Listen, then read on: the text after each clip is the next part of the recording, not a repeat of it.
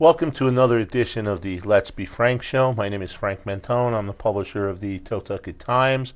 If you're familiar with our show, we try and do shows on a regular basis.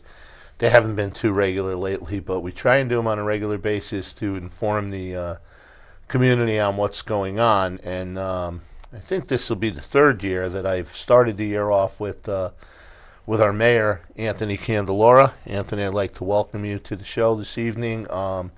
And we do sort of a state of the town. I usually follow up with the superintendent of schools and then sometimes the state rep if I can get him, because this is the time that he's usually at caucuses and stuff in Hartford. So, Anthony, first thing I want to do is welcome you and congratulate you. This is the first time you've been on the show, and I guess a third term as mayor. Yeah. And I guess that's a good thing. I haven't asked your wife, so I'm not sure if she agrees, but She's been very supportive. she'd have to be, because you should be home eating dinner right now, and you're on this show. So, first question, loosely, is what do we have to look forward to this year in the 2014 year? Well, I'm excited. Now that, as you mentioned, having a third term and being surrounded by many good people and learning, I'm really focusing on communication, cooperation, and working together. We have a lot of boards, commissions, and a lot of good people on all these boards and commissions. And I think it's important to get the communication to the town council, to the Board of Ed, so that we can make decisions and work together. Rather than, making decisions from things you may hear in a coffee shop or at a supermarket. Last week we had, a meeting with Pam Gary over the Potato Festival, and I thought it went very well.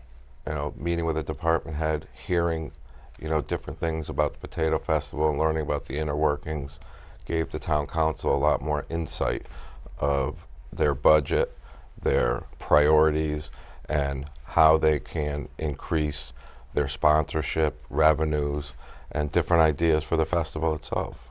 Yeah, I had that down here, but now that you brought it up, maybe we can talk about it a little bit now.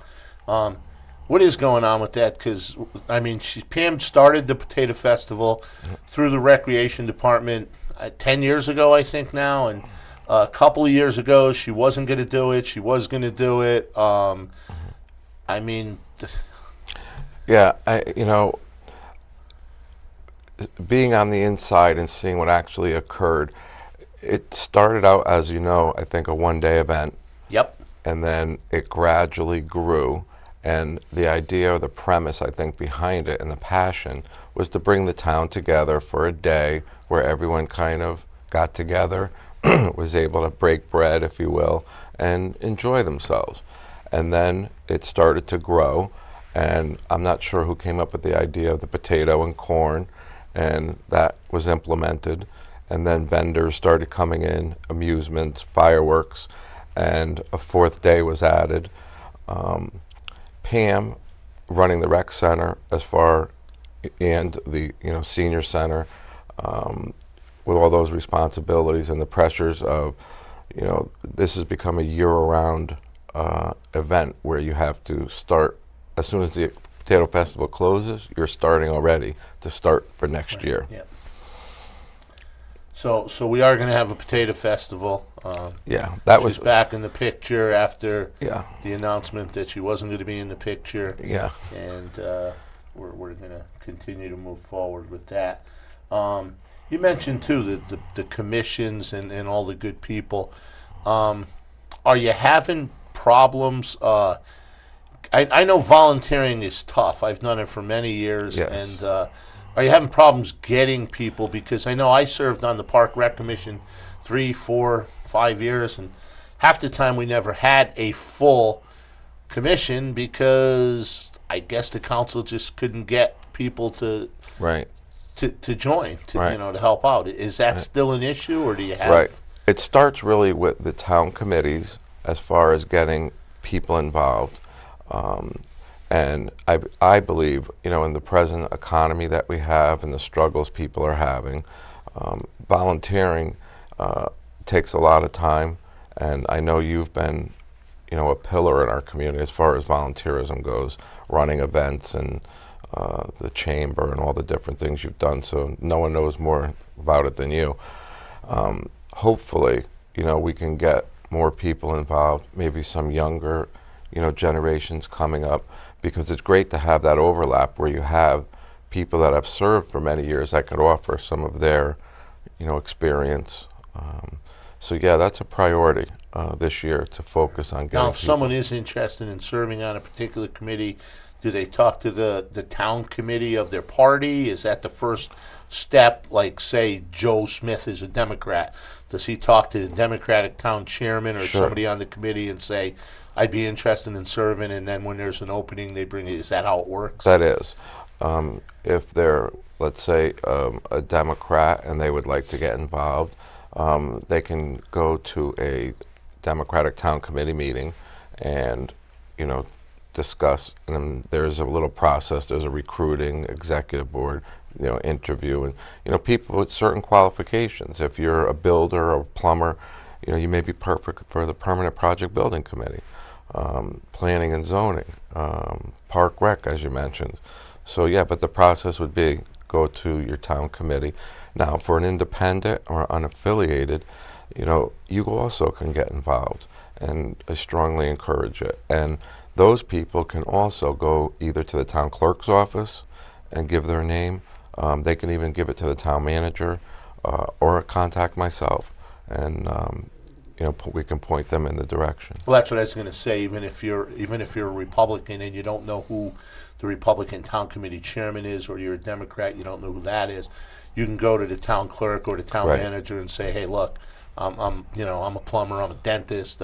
Right. I'd like to help out in the community." And Right. and again, you'll be interviewed and stuff, so it's not automatic just because you put your name in, but you know, it's a way of helping out. And I know it's always been a problem on some of those committees It to get people. Speaking of committees, one of the main committees I think that we need to focus with is the Economic Development Committee. Yes. Commission. Yeah. And did they recently lose someone, or is that one of those rumors that I heard in the grocery store, as you mentioned earlier? Somebody's moving or something? Is that happening, or is that just Not to my knowledge. I know Dr. Eric Hodgkin is the chair. right? I've attended a few of their meetings, and they are a very enthusiastic group. Well, he's an Yeah. enthusiastic guy. He's Yes. a dedicated guy. He is. He's relatively new to the town, 2-3 years maybe. Yeah. But he's smart. He's bright. He's energetic. Correct. He's the one that some of the people don't know. You I know are familiar with it. That he's has started the venture for the dog park in Right. town. Right. And you know, once he sinks his teeth into something, within 2 years, he's on the Rotary. He's on the Economic Right. Development Committee Commission. What are they doing right now? One of my concerns is, and I'm sure it's other concerns too. I know it's important to get new businesses in town, and I know it's important to bring in new locations, and we'll talk about the Wallfield area Sure. in a few minutes. But what are we going to do about all the plazas that are empty? I mean, there's Right. the one plaza where oh boy. Well, Central Plaza's empty Central Plaza now. is a That good- that's that, and then there's the strip down where Where the Screwy Louie's and well, that strip is almost empty. Yeah. And then the strip where it used to be, I don't know if he's still there, is the guy that did tattoos. That whole Yeah. strip near Nada's. Yeah. And Yeah. what are we doing about trying to? And that's owners, I guess, have to Right. bring in Right. people. But That's one of the things, and the Economic Development Committee, you know, there has been a lot of talk because of the Route 80 construction and the move that was made with Wallfield, and we now have 2 empty buildings and an open lot. And they're not just looking at that one parcel. they have broadened the scope where they are looking at the entire area. And the major stakeholders, we'll call them, which are the people that own those properties, where Nadas is located, right up through where the bank, First Niagara, and right up through. Now, the Early Learning Center, that building there, they spent a lot of money. It looks very nice. They're kind of hoping we can piggyback off of that and get that type of buildings along that corridor. The upcoming charrette, which I hope and encourage as many residents to come and get involved in that process. I hope there's some good ideas. You know, do you want a big box store right there in Wallfield? Or would you rather see multi-businesses or a doctor's office? People's input, I think, in our town is important. This is going to change our town somewhat. We are growing, and we do need a tax base. Now, Central Plaza, to me, is kind of a focal point, and there are some new businesses that have moved in. The yogurt, shop. There is Rite Aid in there, and I think with the proper support and the landlord that owns it, hopefully we can get him to buy in and invest and make this plaza a nicer looking facility where we can draw more people. Yeah, well, Central Plaza's, they've redone the parking lot at least, so you don't lose your front end when you drive in there, which is a nice thing. But, I mean, they have Central Pizza's been there for years. Pedals to Go has opened up like three storefronts. 9 Round is in there. It's just a big, the old IGA that's empty. Right. And now the furniture store has moved out. Right. But a couple of those, like you said, Screwy Louie's, those are, I mean, we just got a new computer place in the Screwy Louie's where that plaza is. Right. But the pizza place has closed out. And I just realized that the karate place has moved out of there. Right. So that place is pretty empty, and it's just sad because we're talking about the Wallfield area and everything. You're driving by regular strips that have been there for years, and they're empty. Right. It's well, I don't know if it's premature to say, but I have heard that someone is taking over some of the space where the Screwy Louie's was. I heard that rumor as well. My understanding, I drove by there today and saw the windows covered up, and I'm understanding they're remodeling, and there may be a business moving in there. So that's a head start. I firmly believe we need to market our town, and when I mean market, there's a traveling group of realtors that meet in Branford, Guilford. I believe it's once a month. Mm-hmm. We hosted them once, and we got a lot out of it. They actually said, we never thought of North Branford. And I was shocked and kind of disappointed to hear that. So I've been keeping in contact with them and hoping to host another event where they come in and showcase some of the properties in our town. We have some great locations in town. We have a vineyard that's going in Northford, which I think is going to be a wonderful asset. It fits right into the farmscape. There's another parcel on Route 80 that I believe a business has been looking at. They haven't closed on yet. So there's a lot of opportunities, but again, we need to market it. And you need to have appraisals done on these properties that the town owns, and we need a plan, a long-term plan. Even with our SWI check and where we have the Potato Festival, we should start looking now at planning this facility. Do we want the police station, ambulance, fire, all in one location? Even possibly town hall. And get that back on the tax rolls. Where town hall is right now is prime real estate.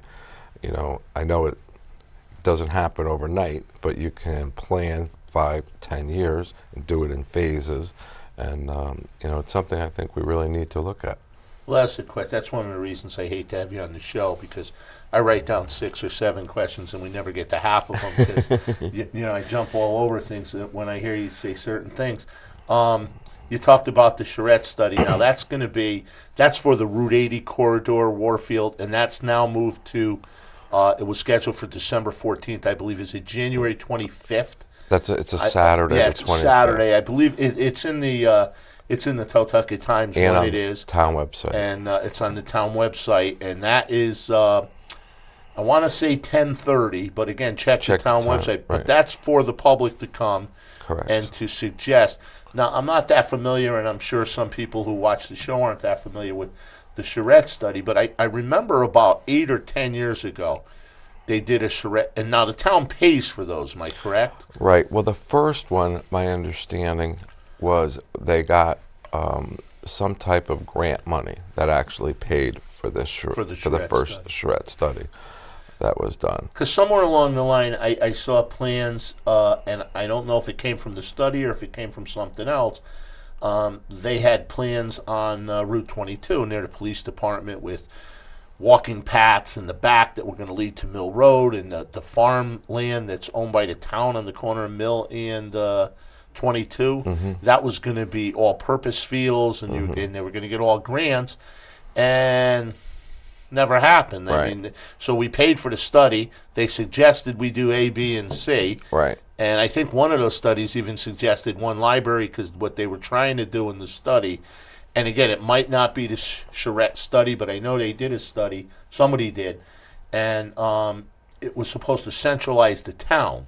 Right. So I've been here 25 years, and we're still Northford versus North Branford. And this study said we had until we developed one central town and said, this is our town, we are North Branford. Right. And put everything in the center of that instead of, and then nothing happened. So right. It's like, I know people have stopped me and said, oh, they're doing another study. What's the sense of going to the meeting? Because stuff gets said in the study and then we don't do it anyway. Right. So I don't know how that works. Once they come in and say, this is what you should do, what's the next step for our town?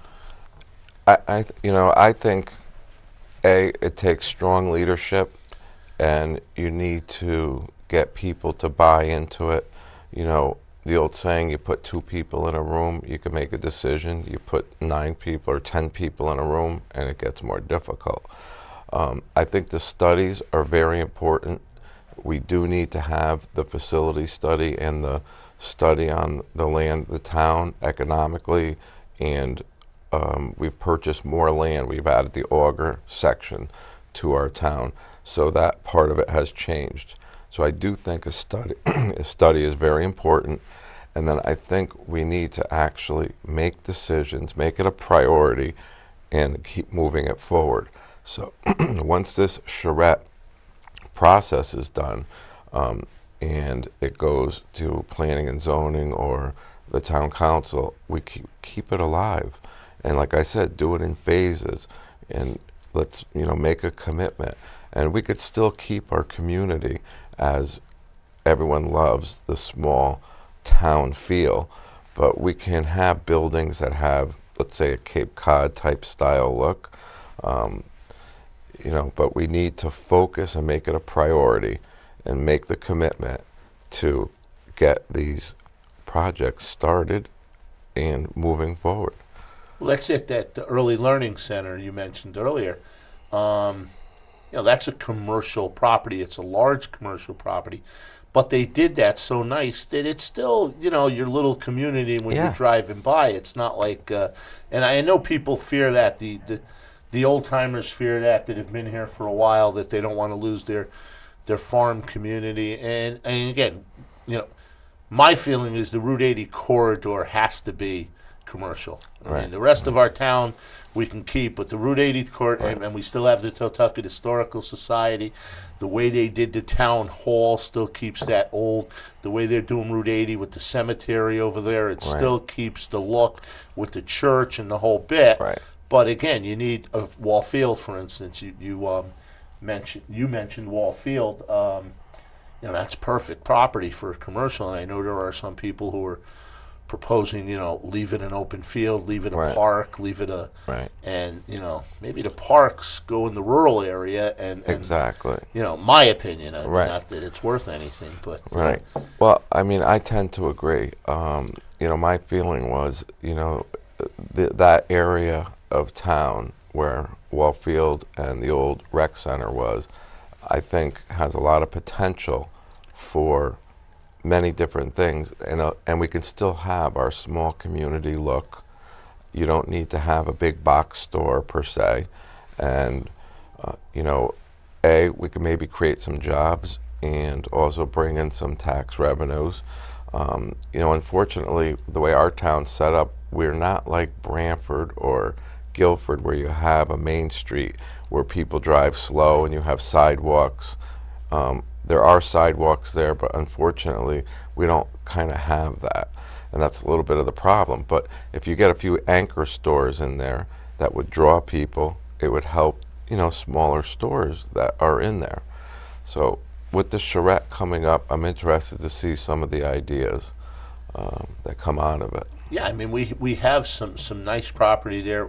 Some of those, when I first started with the newspaper 12 years ago, I mean, all of those little malls were filled. We used to Right. do holiday parties. We used to do mini sidewalk sales just in the mall. Yeah. When I was involved with the chamber, we did a few of those, and people can just go in, and on certain days, Saturday, whatever, we're going to get all the local stores, but there aren't a lot of local stores. I mean, there are some new businesses. And again, I jump all over the place. What is is it the economic development once a business is in? Because one of the things I see, and I know the economy's tough, and I'm not blaming it on the town, it's just the economy. But I've seen, and you've cut the ribbon last year at maybe 10, 12 new businesses, and 4 or 5 of them are already out of business. Is it the fact that the residents aren't supporting them? Is it the fact that the economy stinks? Does the Economic Development Commission do anything for these businesses once they're in? Is there a place they can go? I want to start a ice cream store.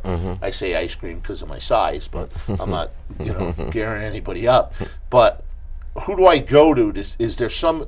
Does the Economic Development Commission take care of me going there and saying, what do I do? What am I going to need? I don't know anything about starting an ice cream store, but I love ice cream. Right.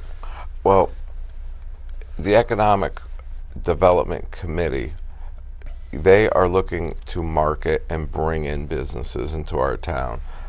As far as an idea, or like you said, if you wanted to start an ice cream shop, you would probably start with planning and zoning, which would be Carol Zeb going in and finding out what you would need to move forward. You have East Shore Health, top building official, fire marshal, and that type of thing to get your business going off the ground. Again, the biggest thing is the support in our community, local shopping. I find our town very unique. I try to shop local. I mean, we have a hardware store, we have a cobbler. I don't know many towns that have a cobbler. We have many different delis and restaurants. We have oil companies. We have a save and discount. And I've noticed a lot of our business people are very giving. They give back to the community. I know of one business, an oil company that has recently helped an elderly person that ran out of oil, had trouble with their furnace, and they went in and actually helped this person. And I take my hat off to them. I mean, in this tough economic time, they stepped up to the plate. And Well, that's one thing too. We've been getting on some of the stuff that we have to fix, but and they're telling me we got 5 minutes left. It always goes by really quickly when we're here. But one of the things is that we're not talking about is the good things in our community. Like you said, we have a community. It's still a small enough community where our local businesses help out whenever you run promotions. The Right. kids are Kids. doing stuff. Right. Every one of our businesses is Right. and it's always the same businesses Exactly. contributing, and helping each other out. I don't want to name one because I'll miss the other 50, but Right. different businesses that just Right. they just take care of their own people in the community, and we should try and go out there and shop in these businesses. Right. I mean, we have, like you said, great delis. We've got hardware. We've got stores, and it might be a few cents more, and it's going to be a few cents more because they don't have the big corporations covering their backsides Right. with another store in New York that's giving them Right. money, but they're the people that are taking care of the community. Correct. So maybe you spend $5 more at their place for something, and then next month when you're hosting a fundraiser, they're giving $50 back to the kids or back to the community. So it takes care of it. But those are some of the good things in the town. And I know, just briefly, how is the new senior center and the rec center that's been moved? How's that coming? I believe this will be a success. Once it starts getting more advertising, I know they are working hard on that. The facility just recently opened. There are probably some bumps in the road here. We need to get a bathroom put in for the seniors, which is one of the priorities. The parking lot. We're looking at getting the dollars to do that. We have some money set aside to do that. I've been up there on a few occasions for lunch, and I encourage the seniors to go up there because the lunches are wonderful. They have great activities, and they're in a new environment. You look out the window, you see kids playing. It's a nice facility. I have to find out if I'm a senior yet. I don't know what the age is there, but I don't do much for lunch, and it costs me a lot of money. I hate to put 3 or 4 delis in the neighborhood out of business, but if I go to the senior place for an inexpensive lunch, I'm not sure I'm a senior yet. It all depends on what we're using. We got 2-3 minutes left. Did I not cover anything that you want to mention? No, I mean, lately, with the cold weather and the tough times, I encourage people to take advantage of our social services. If you are having difficulty with fuel oil, there is assistance out there. You can call 211. We do have warming centers. We have our food banks that are relatively stocked, and I really hope there is no one out there that is in the cold, and I encourage them to, reach out. And if you are a family member, check in on these people and make sure they're okay. I know how my grandparents were. They're very proud people, and they don't want to, say anything. But, we want to help them. Bottom line is, with all the complaining people do, we are a tremendous community. And again, if you need help, don't be embarrassed to ask for it. If you don't know who to call the town manager's office. Yes. He will direct you to the proper people. His office will direct you to the proper people. And, again, North Branford takes care of their own. They really do. And it is a great town to live in. They really do. So with that said, I want to thank you for coming. And we always probably could do a half-an-hour show every other week and still keep people informed. I want to thank our director, Eric Pachowski, and our audio technician, Alex Pachowski. I've gotten his name wrong every time so far. I was so worried about saying his last name right that I got his last name right, though. You're getting better at it. And our audio technician, Ryan Savio. And I thank you for watching, and until we meet again, you can't all be frank, but let's all be honest with each other. Thank you. Thank you.